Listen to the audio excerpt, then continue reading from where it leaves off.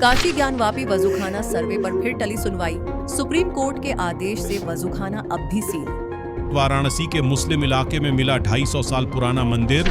40 साल से बंद बड़े मंदिर से निकले महादेव काशी विश्वनाथ मंदिर विध्वंस की सामने आई सच्चाई। मासिर-ए-आलमगिरी में है ये दावा। औरंगजेब के राज में तोड़े गए थे 1000 मंदिर।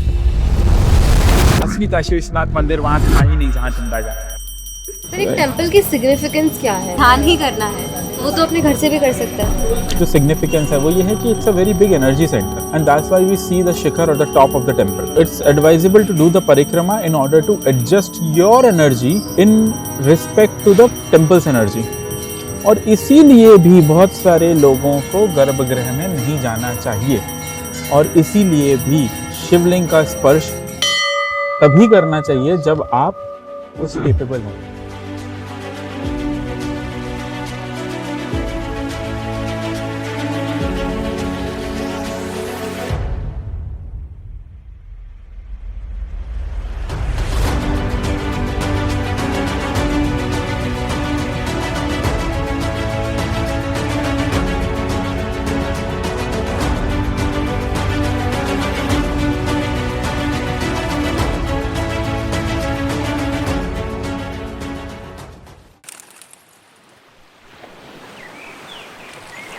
काशी, बनारस, वाराणसी, ये को इतना खूबसूरत लग रहा है। It feels like poetry.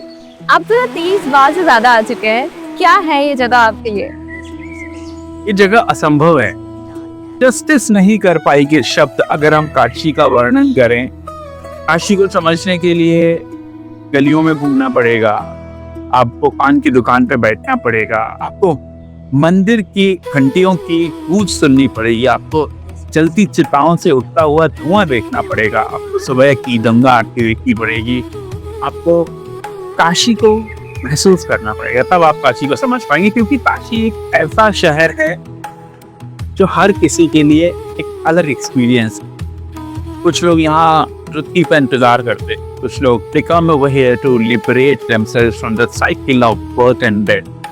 So it's impossible, it's an impossible city. इसका जो पूरा राज है ना, काशी का जो पूरा रहस्य है, वो इसके नाम में छुपा। ज्यादातर 3 नामों से काशी को लोग जानते हैं, काशी, वाराणसी, बनारस। इसमें जो सबसे पुराना नाम है वो है काशी। ये छोटी सी पतली गलियां न जाने कितने गहरे राज अपनी छाती में दबाए बैठी हैं। इस शहर के रहस्य को समझने के लिए सबसे पहले समझना होगा कि काशी में गलियां आई कैसे।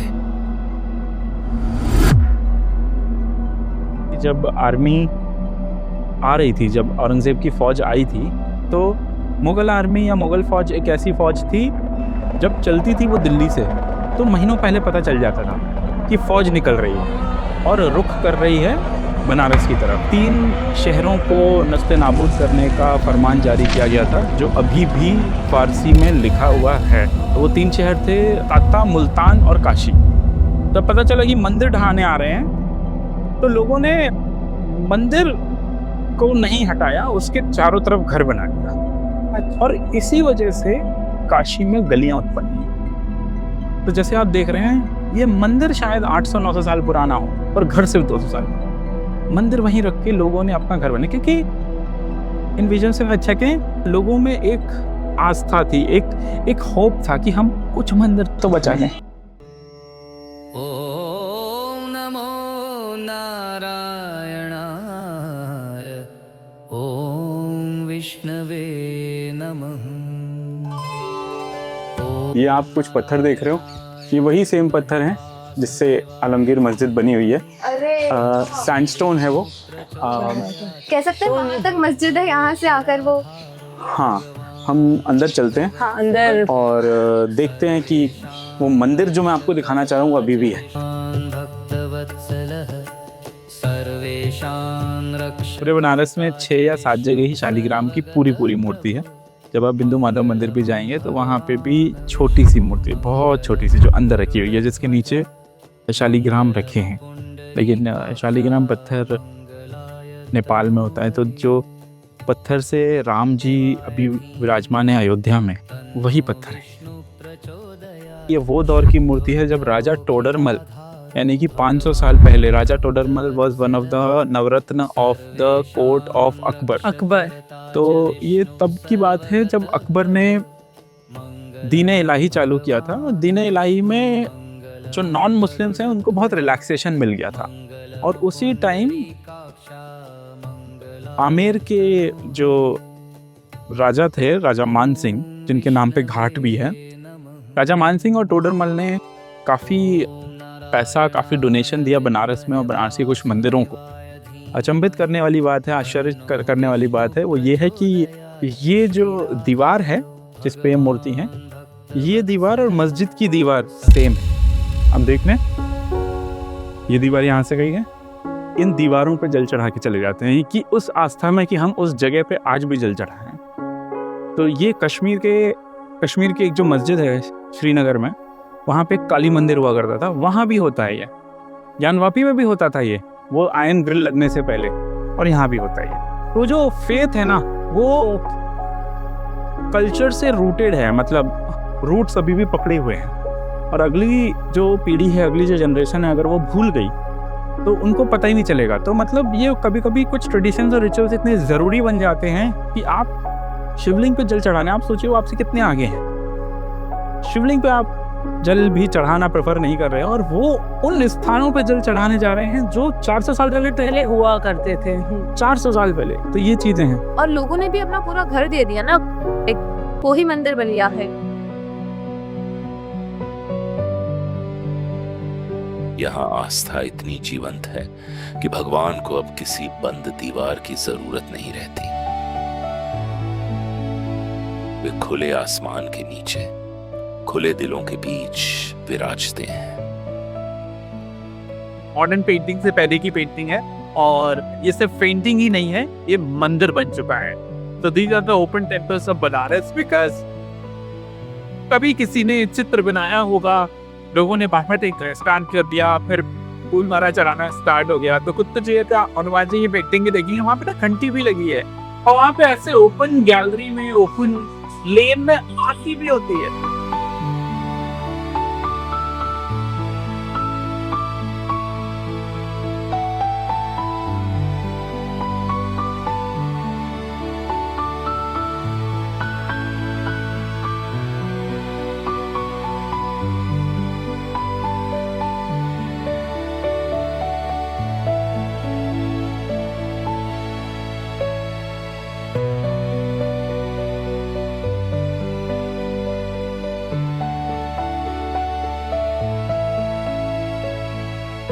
शिव की नगरी में कान्हा आ गए, लोग गुजरात से है। एक शेर वाली कोठी से प्रसिद्ध है, दो शेर देखे होंगे बाहर, शेर वाली कोठी है ये, और ये बहुत पुराना है, और यहाँ पर राजा रजवाड़े लोग रहते थे। क्या हर मंदिर का नसीब इतना अच्छा होता है? कुछ मंदिरों में आज भी राजघरानों के नाम चमकते हैं, दान पत्र दीवारों पर लगे हैं, और सदियों पुरानी भक्ति निरंतर बहती रहती है। और दूसरी तरफ है बनारस के सबसे पुराने विध्वंसित मंदिर, जहां आज 4 दीवारें तक नहीं बची। न छत है, न कोई आश्रय, सिर्फ खंडहर और टूटे हुए पत्थर।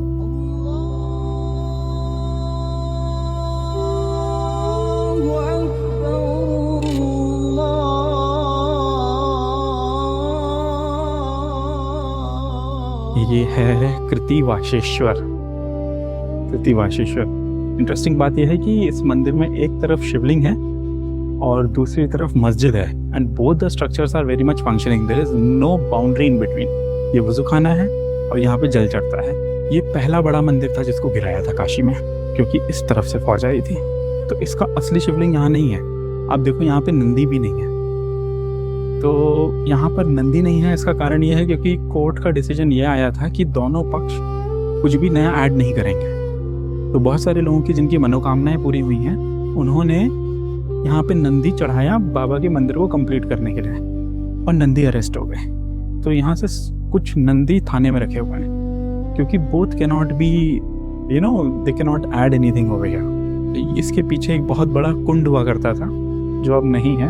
इसका असली शिवलिंग भी मैं आपको दिखाऊंगा। ये नर्मदेश्वर है, ठीक है। तो यहाँ पे अभी भी पूजा होती है, पूजा अर्चना सब कुछ होता है। And it's a very kind of a temple which that attend every day. तो आप कुछ देखें यहाँ पे तो मस्जिद दीवाने चिक चिक के बता रही हैं कि ये मंदिर ही है।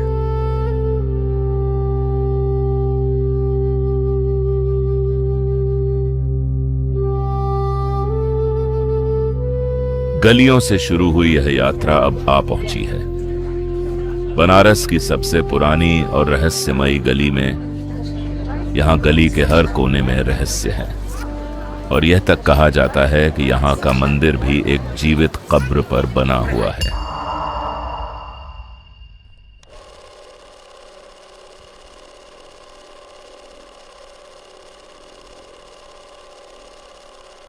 ताराबड़ी मंदिर के बारे में आप थोड़ा सा बताइए, कैसा मंदिर है, क्या मान्यता है? ये तो यहाँ इसमें है कुछ मंदिर के अंदर ऐसा कुछ शक्ति बोलते हैं ना जिसको, वो ऐसा है यहाँ। क्योंकि मंदिर में ना बोर्ड लगा है, हम पढ़े हैं कि 10 मिनट से ज्यादा मंदिर में रुकना अलाउड नहीं है और मेडिटेशन और योगा तो बिल्कुल मेडिटेशन हाँ योगा नहीं अलाउड है। 5 मिनट से वहाँ पे कोई ऐसा रुकता भी नहीं है, रुकता भी नहीं है ऐसा। मतलब अंदर से ऐसा कुछ उसको फील होने लगता है कि अब यहाँ से बाहर निकलना ही निकलना है। आप बताते पिछली बार हम कुछ लोगों को लेकर आए थे, कितने लोग रोए थे उसमें से?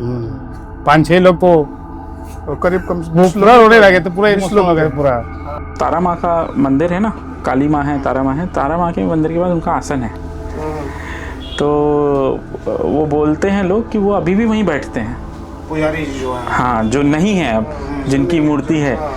तो वो लोग बोलते हैं कि जो लोग उनको जानते थे, जैसे आप जानते थे, आप महाराज जी बोलते थे ना, आप लोग हाँ देखे भी हुए हैं। तो जो लोग उनको जानते थे, जिनसे उनकी मित्रता वगैरह थी, वो बोलते हैं कि वो बैठते हैं अभी भी उस आसन पे। तो उस आसन पे जैसे अभी भी हाँ, अभी भी जो कोई पूजा वूजा करता है ना, उस आसन को नहीं कोई हटाता या फोल्ड करके नहीं रखता है। तो वो इधर रुकती थी और अघोरी थी वो, और she was a foreigner, Australia से थी वो, है ना।